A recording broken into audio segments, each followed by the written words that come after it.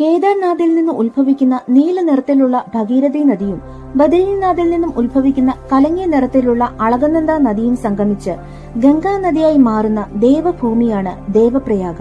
ദേവന്മാരുടെ എല്ലാം ഒത്തുചേരുന്നിടമാണ് ദേവപ്രയാഗ് എന്നാണ് ഹൈന്ദവ വിശ്വാസം. ഇന്ത്യയിലെ ഏറ്റവും നീളം കൂടിയ നദിയായ ഗംഗാ നദിയായി രൂപപ്പെടുന്ന സ്ഥലമാണ് ദേവപ്രയാഗ്. ഗിദ്ധാഞ്ചൽ, ദശരാഞ്ചൽ, നരസിംഗൽ തുടങ്ങിയ 3 പർവ്വതങ്ങളാൽ ചുറ്റപ്പെട്ടതാണ് ദേവപ്രയാഗ്. ടിബറ്റിന്റെ അതിർത്തിക്കടുത്തുള്ള ഗർവാൾ, ഹിമാലയത്തിൽ ഉത്തരാഖണ്ഡിലെ സതോബന്ദ്, ഭാഗീരഥ്, ഖരക് ഹിമാനികളിൽ നിന്ന് അളകനന്ദ നദി ഉത്ഭവിക്കുന്നു. ഗംഗോത്രി ഹിമാനി, ഘാട്ലിംഗ് ഹിമാനി എന്നിവയിൽ നിന്നാണ് ഭഗീരഥി രൂപം കൊള്ളുന്നത്. ഇരുവർണ്ണങ്ങളിൽ ഒഴുകിവരുന്ന അളകനന്ദയും ഭഗീരഥിയും ഒന്നിക്കുന്ന ദേവപ്രയാഗ സംഗമം നയനമനോഹരമായ കാഴ്ചയാണ്.